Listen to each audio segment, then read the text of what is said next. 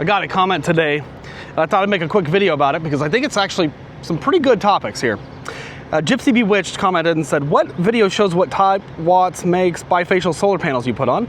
And are they called mono as well? In your opinion, can panels be mixed sizes and watt amounts to fit around air conditioners, etc.? Also, do you think all large panels is better or more of smaller ones, say in case one should need replacing? And how are yours doing? Thanks. So that's a great question. First things first, I'll leave a pinned comment below. But to answer the question, these are actually a company called Colt. I've never heard of them before this. These are 200 watt monocrystalline, which is the technology, the material, bifacial solar panels. They're N-type solar panels. And all that means that they're more and more efficient. Now, these are 16 bus bars, and you can actually see all of the little, so 1, 2, 3, 4, 5, 6, 9, 11, 13, 16 per cell. And all that means is it's a lot faster to transfer that energy to the bus bar and get it moving. Now, the N-type also includes bypass diodes, which just simply means that, say, because the left and the right side panels are hooked together, typically, if one side is shaded, the other, it doesn't matter how much side this is getting, it's not gonna work. No, but instead, these will go ahead and it passes through the power from here to the next one, and even if it's shaded, it'll still allow the power to pass through. So it works pretty dang well. Now, I chose this guy because it was 159 bucks for a 200 watt panel. So it's not the cheapest out there by any means. And like our bus, we just used used panels because it was so much cheaper to get 4,350 watts of major large used panels than we would have here. But these were the right size that would fit here.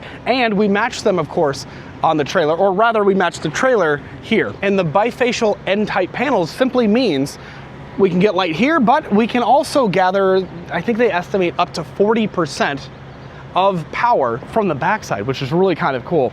Now, practically speaking, we're not reflecting light in here, but what we have seen in real world use, especially from the roof here, there is light that is passing through because it's a big white surface. It is passing through. But the other day, there was so much light, we were getting somewhere around 1,100 watts just from here. That's not to mention here. Now here we've got a potential of 800, 1,000, 1,200 watts. But practically speaking, obviously, this side is gonna get more sun than that side and vice versa, or it's just gonna be overhead and they produce next to nothing. The great news is it's working very, very well.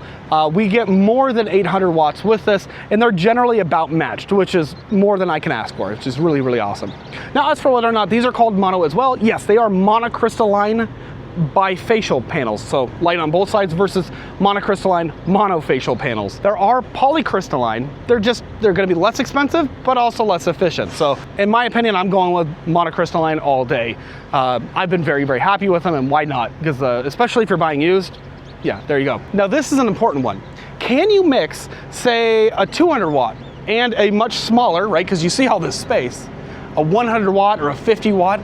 Can you mix them all together on the same charge controller? And the answer is no. Well, mostly no.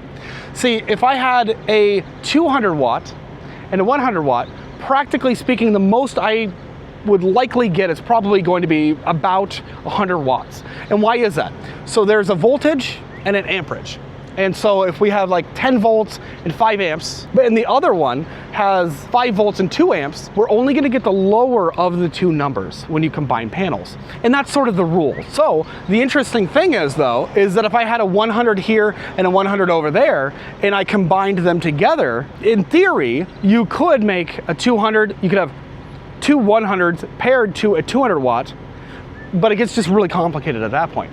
However, what you could do instead, because you know, we could potentially put something here. In fact, we've had some ideas for this, and it's sort of still in the works. We don't have a need for it yet, but we do have the room. What we would do instead is we would say only getting 2 types for our instance.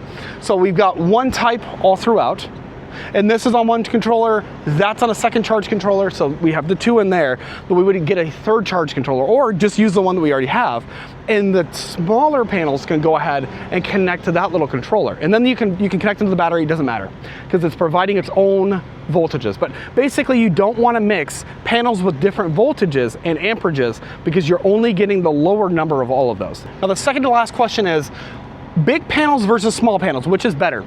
Now, in my opinion, for installing and for simplicity's sake, I would always go with big panels. we've had 12 100 watt panels, and you need double the wires to get 1200 watts than having 6 200 watts, right? So in terms of simplicity and the potential for things going wrong, well, of course, bigger is better. Now, these have a higher overall cost, but if you go ahead and if I were to buy this 200 watt panel versus two 100 watt panels, I may be paying double the shipping. You may also need to buy double the wire. So in reality, we've never had a problem with the panel breaking, knock on wood, but practically speaking, I think it's mostly a wash. And I know a lot of folks, they might have different opinions on that. But the reality is it also depends on how you wire it up, and if you choose to you want to be more shade tolerant and this and that. With these N-type panels, I really don't care. I wanted the biggest panels we could get for less wire runs and just to keep it simple and to get the most surface area covered. And in my opinion, you should always get the most amount of solar you can fit wherever. But given that we were looking at doing 8 100 watt panels, we would have done it, but for the fact that it didn't seem to make much of a difference. And when you add in the fact that we've got a frame here, but if I were to do, 2 of these guys, I'm actually taking apart, you've got double, right? And so you're losing that much space, depending. You also have feed and attachment methods and things like that. And so between that and the wiring, I like big panels, I cannot lie, but I don't think it really matters. But the nice thing is that if you're going through Oklahoma or Texas and there's a huge hailstorm and for some reason something breaks, of course, it's a little cheaper in the long run to replace one single panel if you have to, rather than, a big guy like this. But we haven't had a problem, knock on wood again, but no, I don't think it really matters. I like the look of these as well. It's really just dependent on the individual install method. But how are these guys doing? They're doing amazing. I think I've already touched on that. We've had no problem. Of course, if you look back here, you will see that right now the sun is back here. That panel's completely facing away from the sun. It's not gonna get anything. This guy up here is facing pretty much away from the sun. However, the cool part about this is, and this is all due to the roof slope, and I used basically the same hardware on all of it. We could have modified things a little bit more. I just don't care. I think it's an overall very balanced array, and things work pretty darn well. You can see that guy's more focused towards the sun, a little bit of a tilt. But even though that guy might not be getting anything and the front one might not be getting anything, this side one is going to be getting some light. And so right now the trailer roof is actually getting 261 watts and the truck array is getting 194. It's kind of jumping up and down, 202, 226. Trailers back to 252. So realistically, we have most angles covered. This is clearly suboptimal because the ground is, that way.